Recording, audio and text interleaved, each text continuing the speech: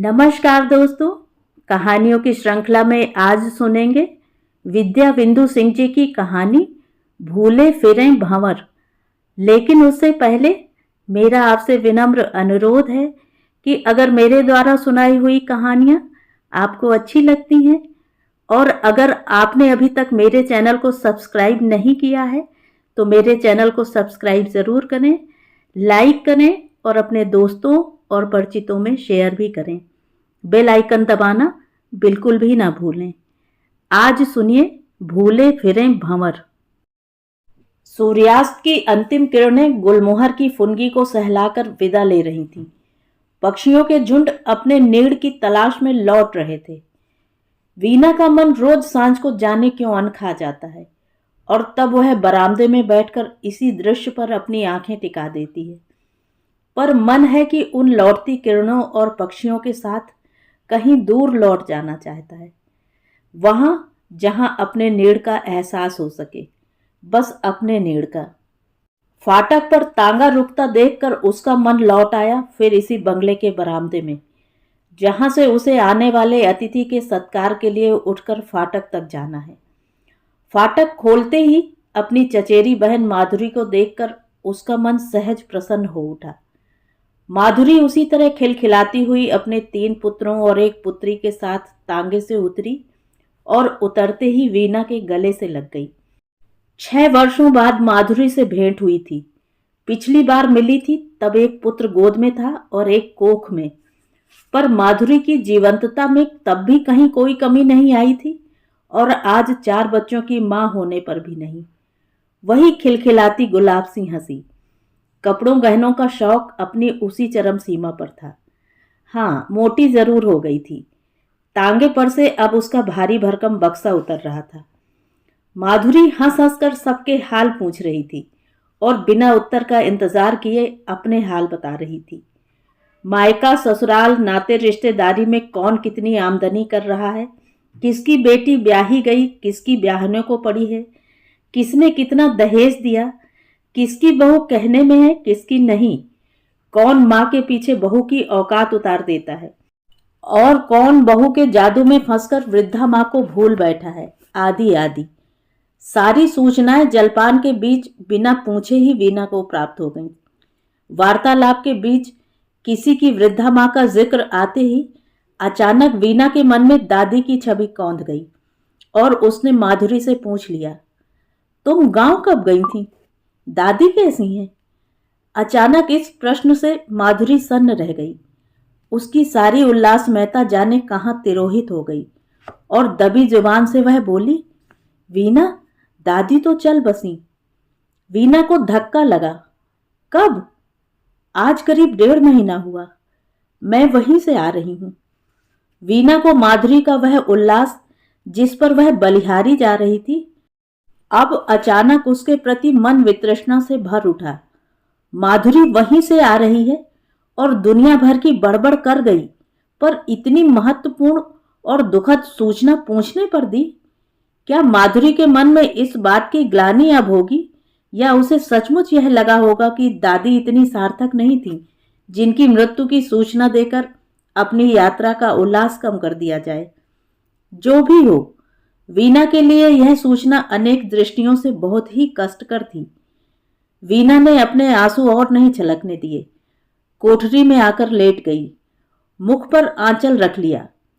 वीना के लिए दादी स्नेह का सागर थीं, बहुओं को लाड़ करने वाली, नाती पोतों पर आशीर्वाद बरसाने वाली, पुत्रों पुत्रियों पर ममता बिखेरने वाली।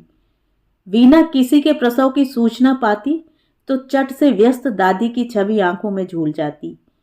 कोई कहीं बीमार है, दादी दवा घोट रही हैं, काढ़ा या जूस पिला रही हैं। अचार पापड़ बड़ियां देखते ही वीना को धूप में झुका दादी का चेहरा याद आ जाता।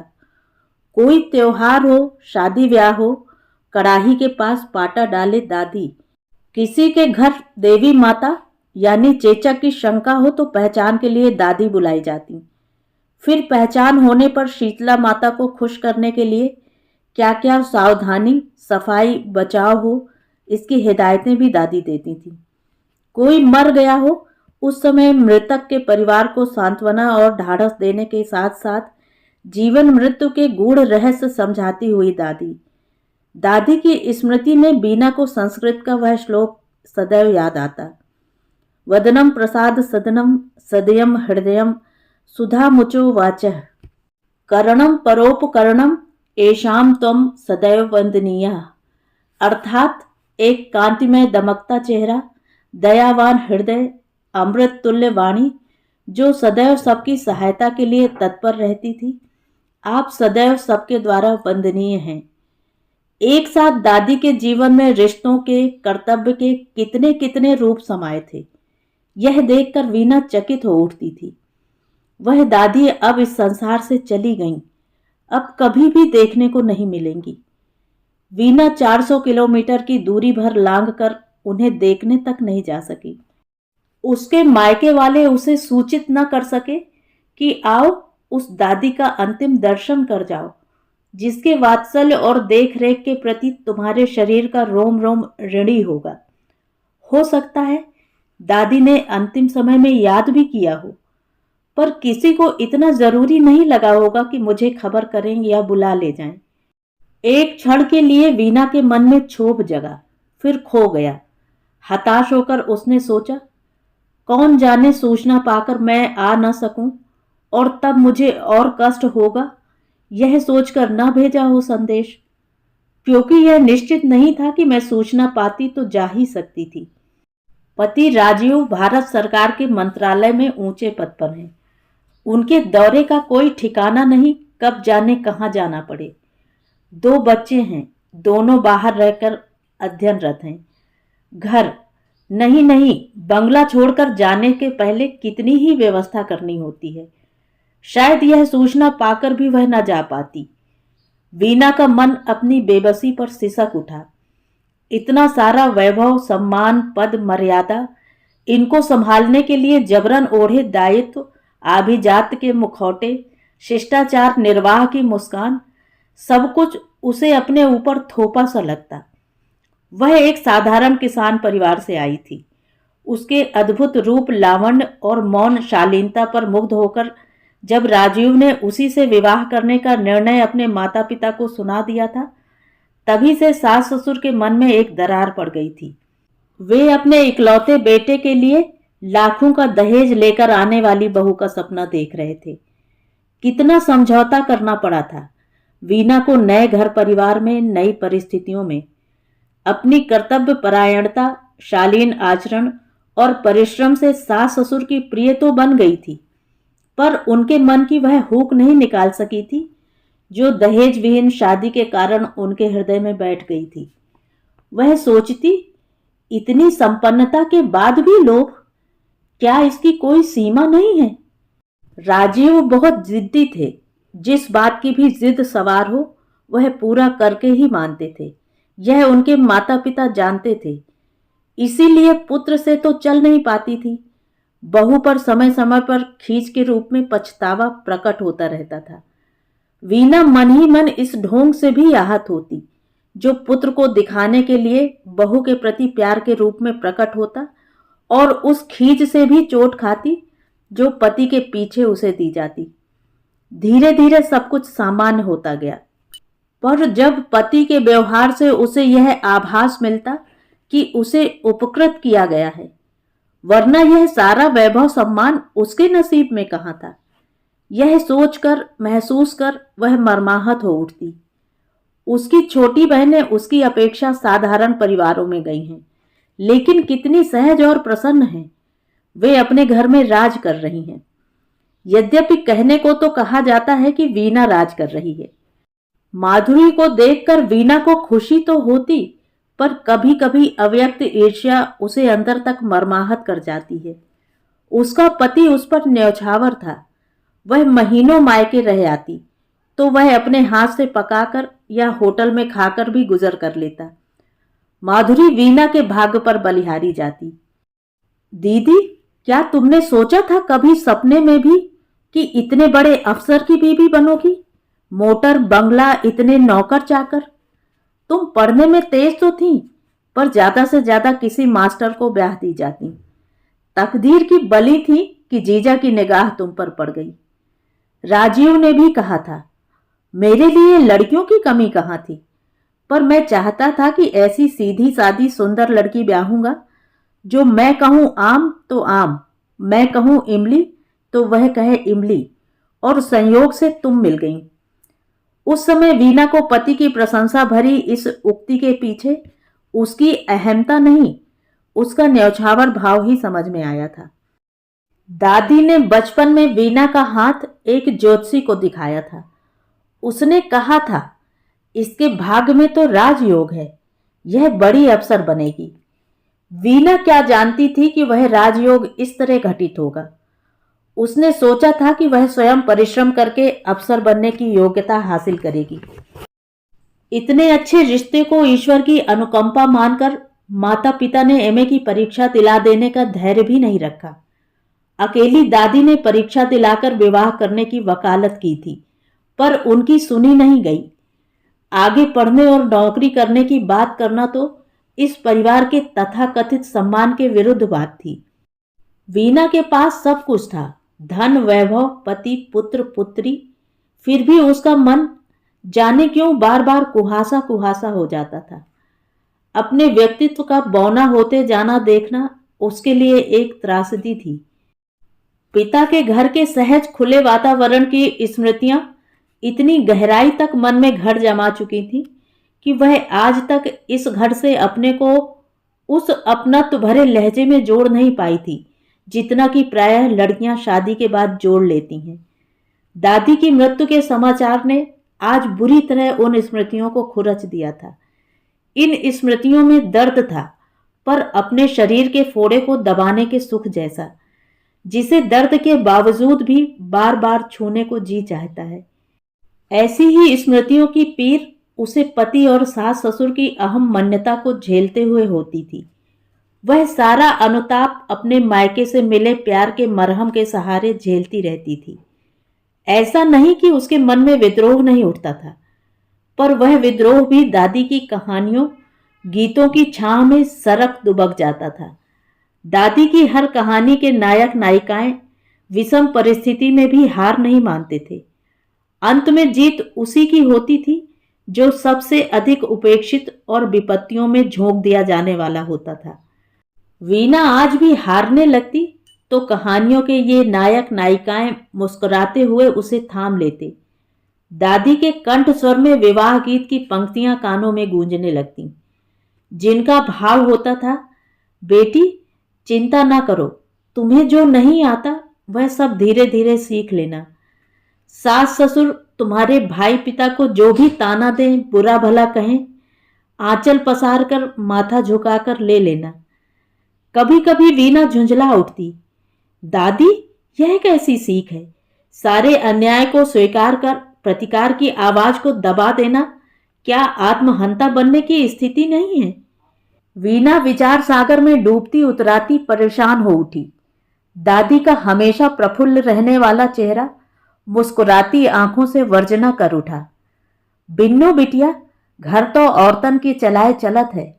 मर्द जो कुदारी से गोड़े तबो न गोड़ी पावे, औरत जो सुई से गोड़े तब गोड़ी डारे। आपन घर के गोड़े चाही बतावा था। मतलब बिन्नू बेटी, घर तो स्त्री के चलाने से चलता है। पुरुष यदि कुदाल से भी गोड़े तो घर को नहीं गोड़ सकता, पर स्त्री यदि सुई से भी गोड़ना मतलब खोदना चाहे तो घर को गोड़ डालेगी। लेकिन अपना घर कौन स्त्री गोड़ना चाहती है, बताओ तो। और तब वीना का प्रतिकार भरा विद्रोही भाव काफूर हो जाता है। इधर पति की अहन मन्नता भरी जिद दिन पर दिन बढ़ती जा रही है। वीना जानती है वह उसे बहुत प्यार करते हैं, पर वह उसे अपनी अमूल्य वस्तु के रूप में सुरक्षित रखना चाहते हैं। इससे वीना का दम घुटने लगता है, उसका अपना व्यक्तित्व कसमसाने लगता है। पति के स्वभाव में बालहट का उग्र रूप जब भी वह देखती है, उसे दादी का वाक्य याद आ जाता है। दादी ने इन्हें देखकर कहा था, एकदम बालक स्वभाव है दुलारे दामाद का। हंसी मजाक पर ऐसा तुनक गया कि भोजन को ही नहीं उठ रहा था। दादी ने विदा के समय उसे अंक में समेटे हुए बरसती आंखों से दामाद से चिरौरी की थी। बच्चा, हम अपनी बचिया सी भोली सीधी कन्या को आपके साथ भेज रहे हैं, उसका ध्यान रखना। अपनी माँ से कह देना कि बहुत प्यार दुलार में पली है, कोई गलती हो जाए तो क्षमा कर दें। वीना की आंखें आज भी उस विदाई दृश्य को और दादी के कंठावरोध भरे वाक्य को याद कर छलक उठती हैं। माँ जब भी कहीं जाती थी, उसके दिन दादी के सहारे बड़े आराम से हंसते खेलते बीतते थे। उन दिनों दादी मेरा विशेष ध्यान रखती थी। दादी गांव भर की लड़कियों को कसीदे काढ़ना सिखाती थी। मोनी, डलवा, बेनिया, पंखी के कितने डिजाइन उरेहती सिखाती रहती थी दादी। पलक झपकते ही दिन बीत जाते थे। आज इतने बड़े बंगले में अकेले दिन काटे नहीं कटता। कहाँ तक रंग बिरंगी मैगजीन पढ़े कोई, वही आधुनिक गृह सज्जा की बातें, पति के लिए सजने संवरने के लिए विविध उपाय, नए नए फैशनों की आकर्षक रंग बिरंगी प्रस्तुति देख देख कर वीना का मन उब जाता था। वैसे ही नारी को स्वयं को वस्तु बनाकर प्रस्तुत होने की नियति क्या कम है, ऊपर से ये सारे प्रलोभन। राजीव महिलाओं के लिए छपने वाली पत्रिकाएं ही लाते थे। वीना की पसंद पूछने की उन्होंने जरूरत ही नहीं समझी थी। वीना को फिर याद आया अपने मायके का वह आंगन, जहां एक पंक्ति में चारपाइयां बिछी रहती थीं। शाम को जब सारे बच्चे इकट्ठे हो जाते तो वैसा ही कलरव होता जैसा शाम घर लौटते पक्षियों का होता है। गाना, रोना, हंसना, छीना झपटी, मारपीट, बातचीत सब दादी की एक आवाज में शांत हो जाता था। अब जिसको जिसको किस्सा सुनना हो चुप हो जाए, नहीं तो बाहर बाबा के पास चला जाए। पर बाबा के पास जाने को कोई नहीं तैयार होता था, क्योंकि बाबा उपदेश देने लगते थे। बच्चों को कैसे रहना चाहिए, बड़ों का आदर करना, सवेरे जल्दी उठना, सफाई का ध्यान रखना, मेहनत करना, आदि आदि। बच्चे बाबा की नकल उतारते तो उन्हें देखकर दादी हंस देती थी। अब वह बड़ा आंगन दादी के बिना कैसा लगता होगा, सोचते ही वीना को धक्का लगा। अरे, वह आंगन अब बड़ा कहाँ रह गया। चाचा ताऊ के बंटवारे के बाद उसमें दीवारें पड़ गई थी। ताऊ जी के बड़े लड़के अलग हुए तो उसी आंगन में जगह घेर कर उन्होंने अपनी कोठरी बना ली। पिछले वर्ष छोटी बहन की शादी में गई थी तो दादी इस बात को लेकर कितना उदास थी कि अब आंगन में जगह न होने के कारण मंडप बाहर गाड़ना पड़ा था। बाहर मंडप में रखे दीपक को गिराकर कुत्ता तेल चाट गया तो दादी हताश सी हो गई थी। दादी बोली थी, सांझा जगाने के बाद भोर जगान तक दीपक जलते रहना चाहिए था। ठाकुर बाबा को बैठी मनाती रह गई थी दादी रात भर। दादी ने बहुत उदास होकर वीना से धीरे से कहा था, बड़े खराब दिन आने वाले हैं। अब जो नई बहुएं आ रही हैं, वे तुलसी नीम के चौरे पर ना जल चढ़ाती हैं, न सांझ को दिया बाती करती हैं। वे बिना नहाए चप्पल पहनकर रसोई बनाती हैं। बताओ कैसे ठाकुर जी को भोग लगाएं। दादी हारती तो थी ही नहीं, उन्होंने इसका भी रास्ता निकाल लिया था। वे ठाकुर जी को सत्तू का भोग लगाती या चने चबैने और गुड़ का, अथवा मौसम के फल आम, बेर, अमरूद जो भी मिल जाए वही भोग लगाकर खुद भी खाकर रह जाती थी। बहुओं ने जब दादी का बिना टीका टिप्पणी का यह सत्याग्रह देखा तो स्वयं ही अपनी आधुनिकता पर लज्जित हो गईं और फिर सब कुछ वैसा ही चलने लगा जैसा दादी चाहती थी।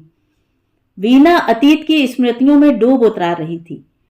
माधुरी कमरे के दरवाजे पर आकर खड़ी हो गई थी। उसने धीरे से पुकारा, बिन्नू दीदी उठो, हम लोगों को शाम की ट्रेन से जाना है, अभी रिजर्वेशन भी करवाना है। वीना झट से उठ गई।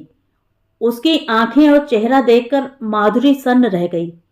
वह बोल उठी, चाची ने कहा था कि वीना को दादी के मरने की खबर कर दी जाए।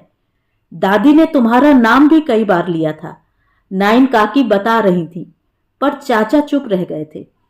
मुझे भी कैसे पता लगता, वह तो मैं पहले से ही शहर वाले मकान में आई थी तो माँ और पिताजी के साथ गांव भी चली गई थी। वे दादी की बीमारी की बात सुनकर उन्हें देखने जा रहे थे। जब हम लोग वहां पहुंचे तो दादी मर चुकी थी। गांव की नाइन व पंडिताइन काकी उनकी सेवा में थी। एक दिन पहले ही तो खत मिला था हम लोगों को। चाचा जी और चाची जी एक दिन पहले ही पहुंच गए थे। वे तब तक अचेत हो चुकी थी। चाचा जी कह रहे थे, माँ से कितना कहा था शहर चलकर साथ में रहें, पर मानती ही नहीं थी। कहती थी वहां सब लोग हैं ही देखभाल करने को, मैं ठाकुर जी का मंदिर छोड़कर नहीं जाऊंगी। माधुरी बताती जा रही थी।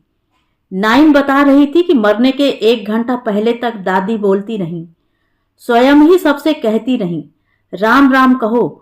स्वयं ही कह दिया था कि मुझे चारपाई से उतार दो, तुम सब लोग खाना खाओ तब आकर बैठो मेरे पास। दादी ने पंडिताइन काकी को संदूक की चाबी देकर कहा था, मेरे बच्चे जब आ जाएं तो मेरी रीत पूरी करा देना और सबको मेरा आशीर्वाद कह देना, सब सुखी रहें। हाँ, किसी को यहां दिया जलाने के लिए जरूर रख देना। वीना जानती है पिताजी ने क्यों नहीं मुझे संदेश भेजने दिया होगा।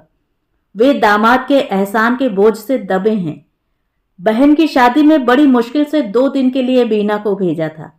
राजीव स्वयं नहीं जा सके थे। बच्चों को धूल धक्कड़ बीमारी के डर से नहीं भेजा था।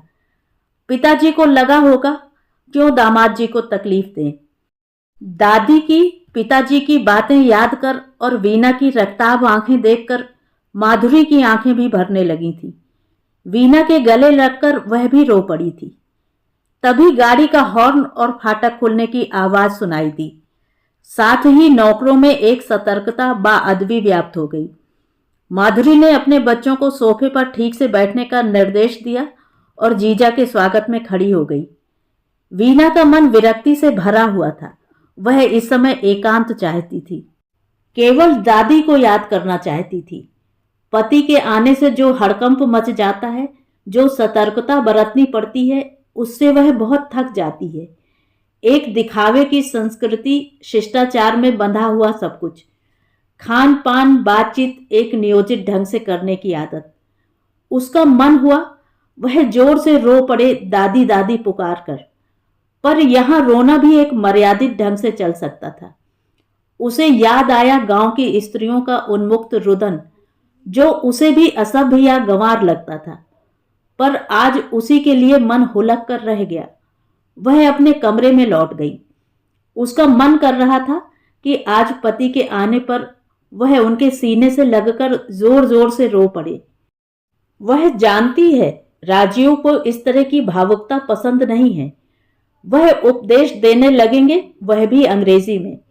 मरना जीना तो प्रकृति का नियम है। वह जानती है कि यदि वह मायके जाने की बात करेगी तो वह कहेंगे कि अब वहां जाने से क्या होगा, तुम्हारी दादी लौट तो आएंगी नहीं, व्यर्थ में यहां वहां सभी को परेशान करोगी। वह सोचने लगी, संभवतः अब तक माधुरी ने अपने जीजा से मेरा मन ठीक न होने का कारण बता दिया होगा। वीना कमरे में निराश प्रतीक्षा करती रही।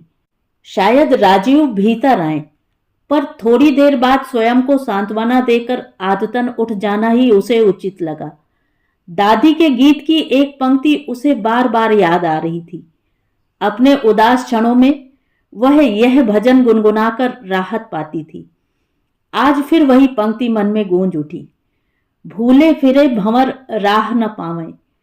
दादी कहा करती थी, संसार एक भंवर है, इसमें फंसकर आदमी भूला भूला फिरता है, इससे निकलने की राह नहीं मिल पाती।